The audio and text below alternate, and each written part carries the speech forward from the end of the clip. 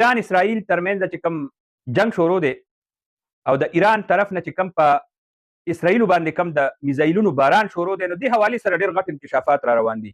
ایران سره څومره میزایل دي، څومره وسله ده، خپله امریکاني چې کوم وزارت دفاع ده او د امریکې غټې غټې ادارې دي، نو هغه هم سرونه ونیول، سرونه را یو ځای کړل چې دا کومه زمونږ خو توقع کې هم دا نه وه چې د ایران طرف نه به داسې مزاحمت هم کېږي او داسې انداز کې به موږ له جواب راکېږي.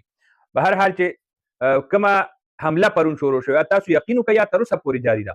او ټولو نه غټه خبره دا ده چې پاسداران انقلاب د نیتنیاهو د وجلو دعوه لري او په دې باندې مختلف چې کوم انټرنیشنل چینل دي هغه هم لګیا دي د خبر تصدیق کوي. خبره یې کړې ده خو تصدیق لا د حکومتونو د طرف نه نه شوی. که دا شوي وي نو دا معمولی خبر نه دی او دا مطلب چې یو ملک دومره غټه سټه هغه په جنگ کې ووژلی شي، نو ډېر زر ملکونه منیم نه مونږ وګورو. د ایران چې کوم سپریم کمانډر هغه چې شهید شو، نو د هغه د شهادت نه یو ورځ پس ایران د هغې تصدیق وکړو چې هر څه وکتل او حالات یې کنټرول کړل.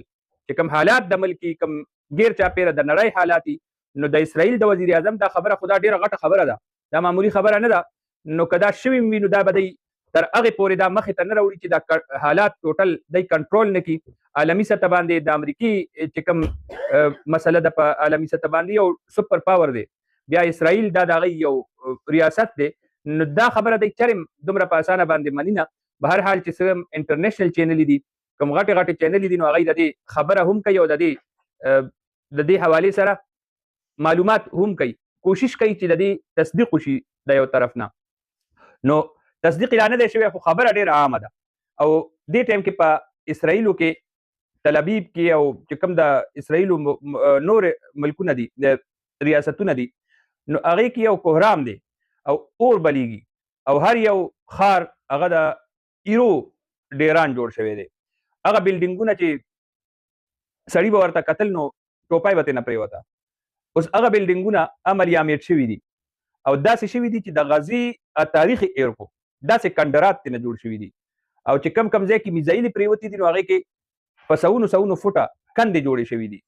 د ایران د نوي میزایلو حوالې سره دنیا اوس خبره شروع کا او دا ایران ویلو چې مونږ مه چیړئ او مونږ چې جواب ورکو نو داسې انداز کې به ورکو چې دنیا به یاده ساتي. مونږ وکتل ایران هغه شانتې جواب هم ورکړی دی او جواب یې لا جاري دی.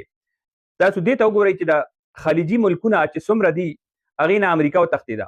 هغه ملکونه او هغه بیسونه چې تېرو 13 کالو کې دا جوړ شوي وو، د کویت عراق جنګ نه راوالې تر ننه پورې چې څومره بیسونه دغلته جوړ شوي وو، اډې جوړې شوي وې، فوجي اډې جوړې شوي وې او دا ټوله خطه یې قبضه کې اخیستې وه. نو اوس د ایران د دې تابړتوړ حملو نه پس امریکا د دغه ملکونو نه ووته، اعلانونه کوي چې مونږ به ډېر زر زمیني کاروایي کوو، بل شان حمله به کوو او د دې نه مضبوطه حمله به کوو. خو به هر حال تر اوسه پورې چې څه ښکاري نو هغه حقایق دي چې د امریکې څومره جیازونه وو په دغه بیسونو کې، نو هغه وتښتېدل. په خپله دا خبرونه منځته راځي چې د سعودي عرب او عربو دغه ملکونه چې دي نو هغه په غم کې دي. د دوبۍ شیخان، د قطر شیخان چې کوم حکومتي عهدیداران دي، نو هغه ریاض ته ځان رسوي او غټ غټ ګاډي او سکیورټي سره او خپل چې کوم سامانونه دي هغه اخیستي دي او ریاض ته روان دي. مطلب دا دی د خټو یو ډیری، د شګو یو ډیری دا جوړ شوی دا ملکونه، او اوس ښکاره شو چې دا د امریکې واړه واړه ریاستونه او د تیر څه وخت نه خو دا ښکارېدل، خو یو ډېره غټه منصوبه وه چې د دنیا مخې ته ښکاره شوه او اوس ښکاره کېږي چې دا د هوا یو پوکړی وه، غباره وه، هوا ترې نه ووته. نو د امریکې چې څومره ساز و سامان دی عام لاړو، ټکنالوژي هم لاړه، د کربونو روپو چې کوم ریډار سیستم دغلته لګېدلی او دفاعي سیستم یې لګولی عام ختم شو، خورې شو. تاسو دې نه اندازه وکړئ چې د بیسونو کې کومې جدیدترین لړاکه تیارې وي عام لاړې. بیا چې کوم چینل د امریکې جوړو بحري بیړو دپاره، دفاعي سیستم دپاره، جهازونو کې تیلو اچولو دپاره، ایمرجنسي کې جهازونه کوزولو دپاره، نو هغه سیستم هم تباه کوله. مطلب سپلای لاین هم کټ کو چې ډیزل تیل رسولو دپاره کوم د فورسز ته، جهازونو ته، ټکنالوژي ته انرژي رسولو دپاره هغه لاین هغه یې موالو او هغه یې تباه هم کړل. دا به اوس ډېر وخت لګي چې دا بحري بیړه دی جوړی او کارآمدې کوي او بیا دا بیسونه دی که جوړی، نو په دې به هم سوچ کوي. په خپل عربو ملکونو سعودي عرب د طرف نه دا خبرې راځي چې امریکې مونږ په کلاو میدان پرېښو او داسې ښکاري چې امریکای ځان راغونډ کو او اب صرف او صرف د اسرائیل د حفاظت سوچ کوي چې هغه ځای به موږ محفوظ څنګه ساتو. د عربو د ملکونو غم نه دی وړی، نو عربو ملکونه دا واویلا کوي چې په موږ صرف موږ اوس په کلاو میدان یې پرېښو، ایران ته یې پرېښو. نو ایران خو به هغه ځای نه ډز وباسي کوم ځای نه چې په دی باندې ډز شوی دی. او دی ویلي مو چې تېره ورځ کوم جهازونه هغوی ته مسله راغله، نو هغه عمان کې کوشول او بیا هغوی دمکي هم ورکړې ده چې د دې به موږ بدلالو. نو چې څومره جهازونه وام لاړل، سازو سامان هم لاړو، بیسونه هم لاړل، او اوس د عربو دغه ملکونه کولو میدان کې د ایران حملو ته پرېښي. دا د دې دوستانه وه او په دې باندې ټوله دنیا هم خبره کوي. په سوشل میډیا باندې وایرل دي دا تماشه وګورئ، دا د دې ټایم کې د خلیج تماشه ده. دغه ملکونو نه چا سوچ هم نشو کولی چې دا جهازونه به په داسې انداز کې رواني، دا لمبې، دا میزایلي چې کوم تاسو ته ښکاري، نو دا د دوی په وهم و ګمان کې نو چې داسې میزایل به ایران تیار کړي.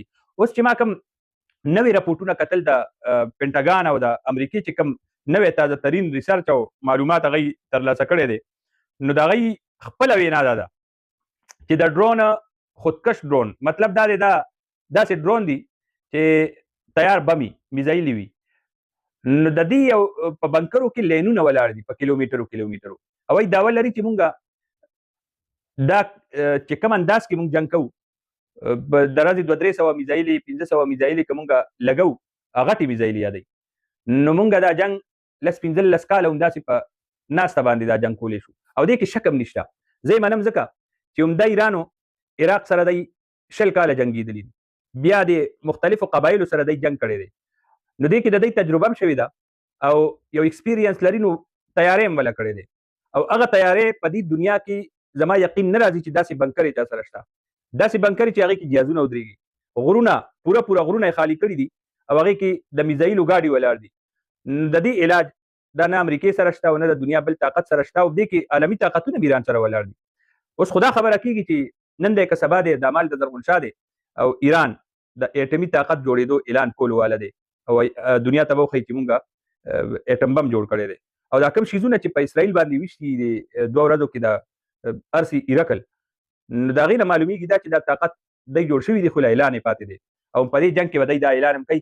په هر حال زه په لاره را روان وم، سفر کې وم او ما په لاره باندې کتل هم، سټډي مې هم کوله، معلومات مې اخیستل، نو ډېر شیزونه مې تر مخې تېر شول. ما ویې چې په دې باندې خبره وکړم، دا ډېره اهمه خبره وه.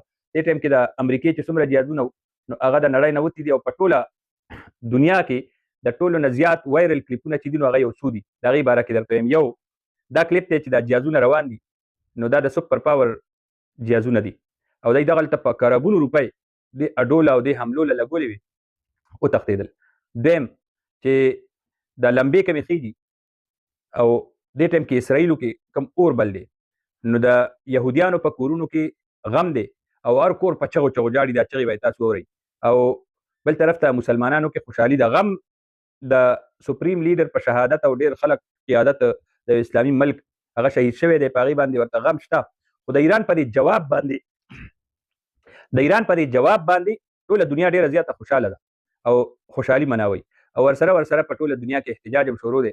نو دا کوم حالات چې را روان دی، ایران د دې اعلان کوي چې مونږ ایټمي طاقت شو او د ایټمي طاقت جوړېدو د اعلان وکړو، نو دا به راتلونکي وخت کې نه صرف امریکې لپاره ډېره خطرناکه خبره وي، بلکې د عرب ممالک چې کوم دي د دوی شامت راغو او داسې ښکاري چې راتلونکي وخت کې د دې عربو ملکونو دپاره، ریاستونو دپاره، خلیجي ریاستونه چې کوم دي د دوی دپاره ډېره لویه مسله جوړه شوې ده. هغه خو ټولې دنیا ته ښکاره هم شوه، شګو ډېرو او کله ناکله به چې دې حوالې سره راپورټونه هم راتلل چې دا یو پوره یو ریاست و د خلافتو، نو همغه ښکاري چې راتلونکي وخت دپاره د یو بیل خلافت د هغې تیاری هم کېږي. او مونږ چې ګورو نو د بله خبره د دغه راغه د